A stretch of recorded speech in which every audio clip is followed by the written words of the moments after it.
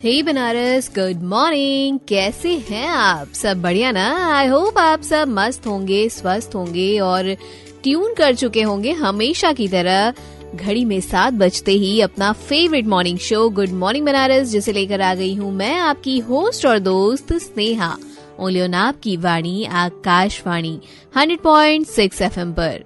बनारस इस भाग दौड़ भरी जिंदगी में मोबाइल, इंटरनेट, टीवी जैसी फैसिलिटीज होने के बावजूद अगर आप रेडियो ऑन करते हैं अपना पसंदीदा प्रोग्राम सुनने के लिए, तो सच बोलूं ना, दिल से खुशी होती है हमें। और इस खुशी को सेलिब्रेट करने के लिए आज से बेहतर दिन तो हो ही नहीं सकता। पता है क्यों?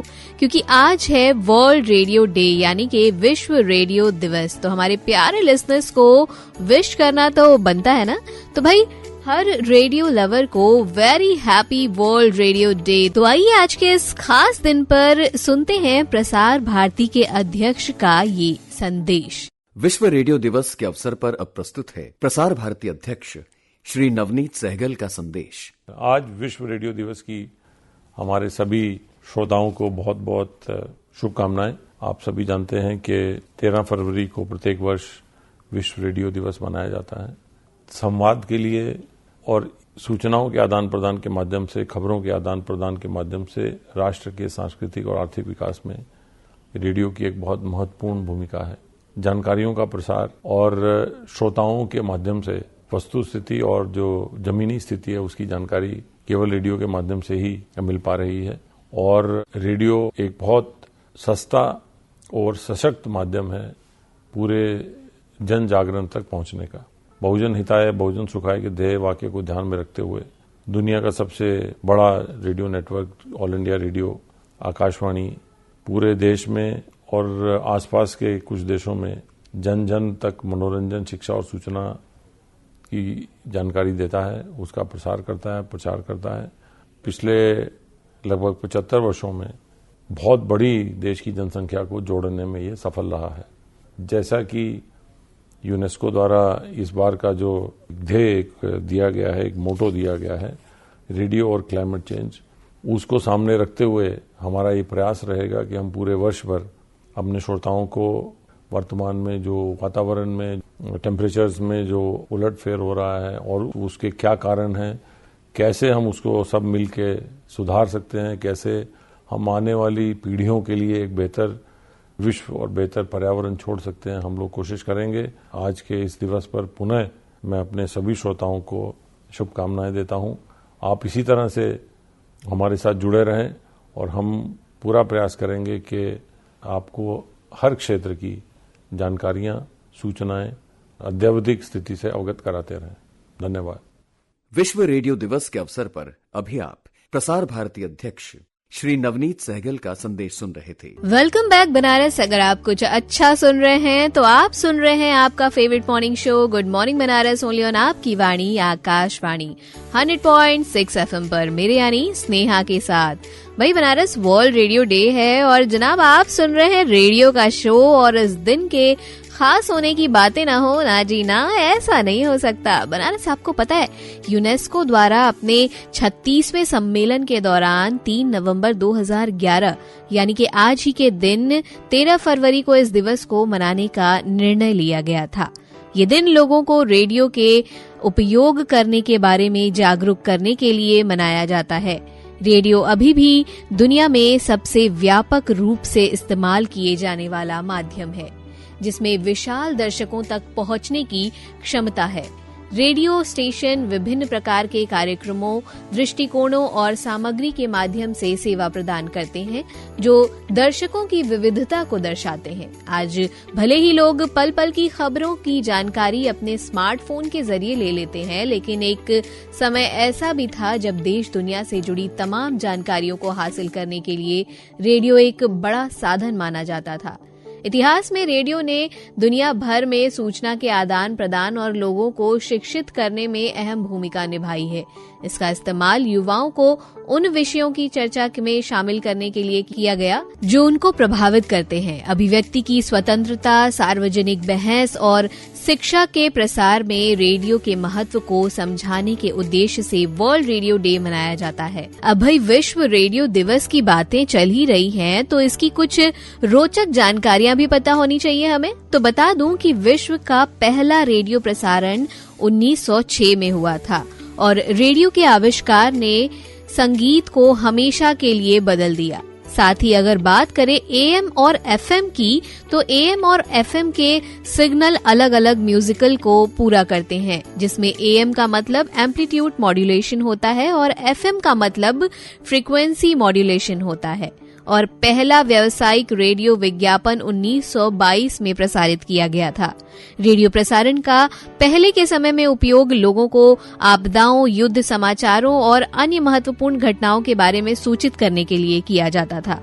रेडियो प्रसारण इलेक्ट्रॉनिक संचार का सबसे पुराना रूप है और सबसे पहले एफएम रेडियो स्टेशन का प्रसारण 1940 में शुरू हुआ था। भाई रेडियो की बातें जो शुरू हुई है ना, तो वो खत्म होने से रही, पर हमारे आज के शो को आगे बढ़ाना है और जानना है कि क्या हो रहा है देश दुनिया और हमारे शहर बनारस में खास। आज दिन है गुरुवार और तारीख है 13 फरवरी 2025। तो आइए फटाफट से जान लेते हैं आज की ताजा अपडेट्स। काशी तमिल संगमम 3.0 को सकुशल संपन्न कराने और अब तक हुई तैयारियों का जायजा लेने जिला अधिकारी एस राजलिंगम बुधवार को नमो घाट पहुंचे। उन्होंने नमो घाट पर पिछले साल आयोजित हुए काशी तमिल संगमम के बारे में जानकारी ली। उन्होंने एडीएम एएफआर वंदिता श्रीवास्तव और पंडाल लगाने वाले ठेकेदार के साथ स्थलीय निरीक्षण कर व्यवस्थाओं के बारे में जानकारी ली और आवश्यक दिशा निर्देश दिया। कार्यक्रम के आयोजन में बनने वाले pandal, stage, safe house, food court, handicraft सहित अन्य लगने वाले स्टॉल, वीआईपी को ठहराने के लिए green room, mobile toilet, facilitation व्यवस्था, डायस प्लान और अतिथियों को दिए जाने वाले अंग वस्त्रम व मोमेंटो आदि के विषयों पर गहन चर्चा की।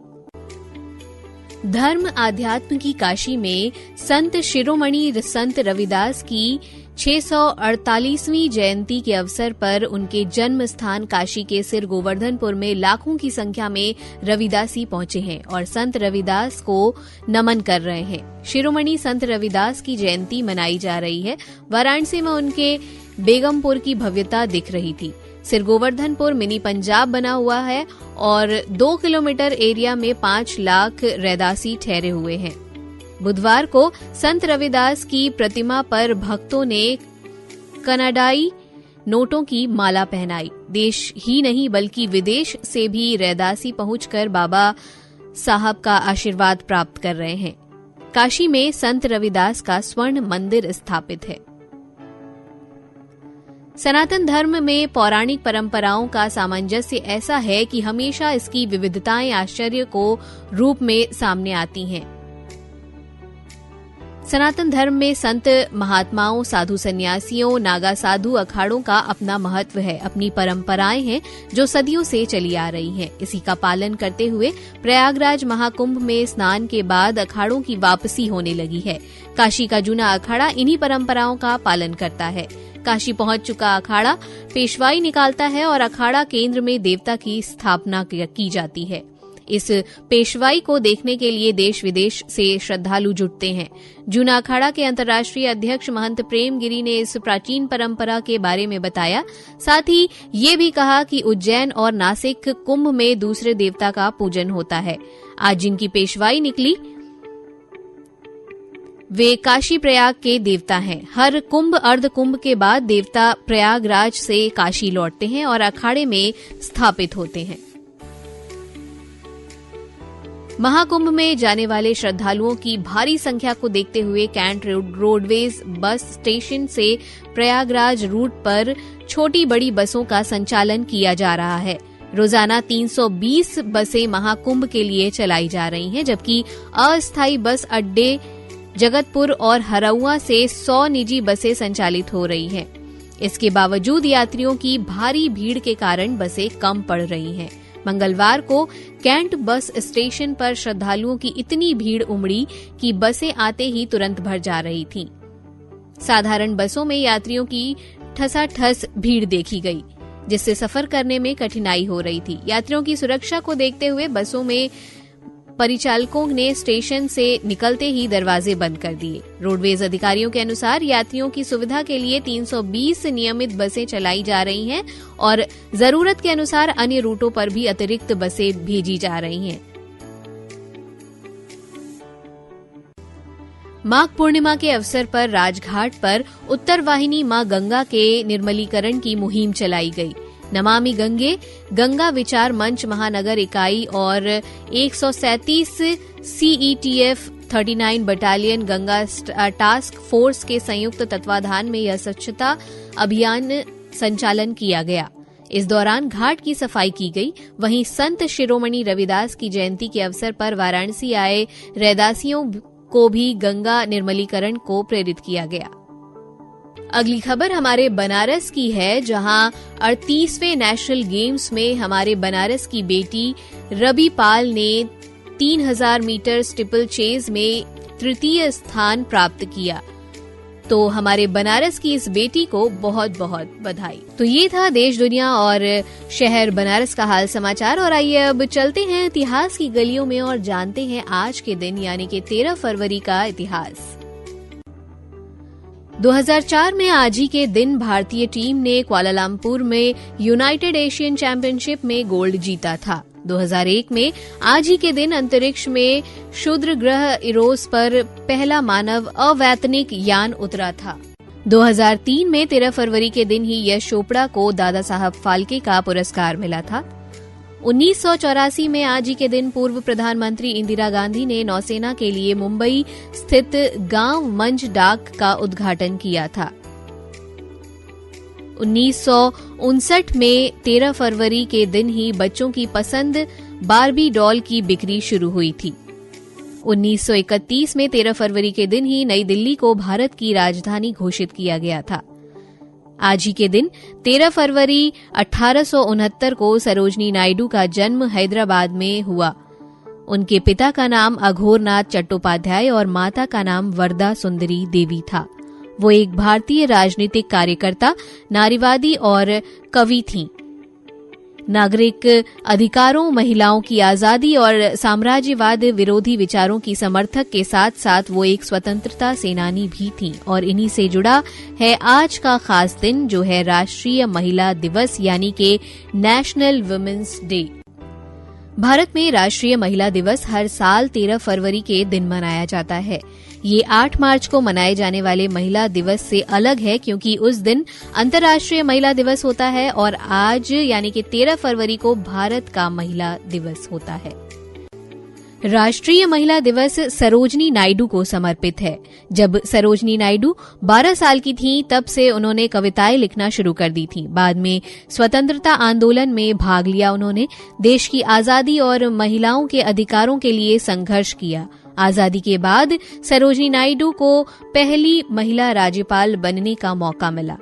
उनके कार्यों और महिलाओं के अधिकारों के लिए उनकी भूमिका को देखते हुए सरोजनी नायडू के जन्मदिन के मौके पर राष्ट्रीय महिला दिवस मनाया जाता है। जब देश को 1947 में आजादी मिली तो उत्तर प्रदेश की राज्यपाल बनने का गौरव एक महिला को प्राप्त हुआ। वो महिला सरोजनी नायडू थीं। बाद में साल 2014 में सरोजनी नायडू की जयंती को राष्ट्रीय महिला दिवस के तौर पर मनाने की शुरुआत की गई। और अब इसी के साथ बनारस मेरे भी चलने का वक्त हो चला है। मिलूंगी आपसे 8:45 पर मधुर गीतों के कार्यक्रम मधुरिमा के साथ। स्वस्थ रहिए, मस्त रहिए, अपना और अपनों का ख्याल रखिए। जैसा कि मैं हमेशा कहती हूँ, खास करके अपने घर के बड़े बुजुर्गों के साथ समय बिताइए। और अब इस ब्यूटीफुल से ट्रैक को सुनिए, एंजॉय करिए और दीजिए इजाजत अपनी होस्ट और दोस्त स्नेहा को। गुड मॉर्निंग बनारस से।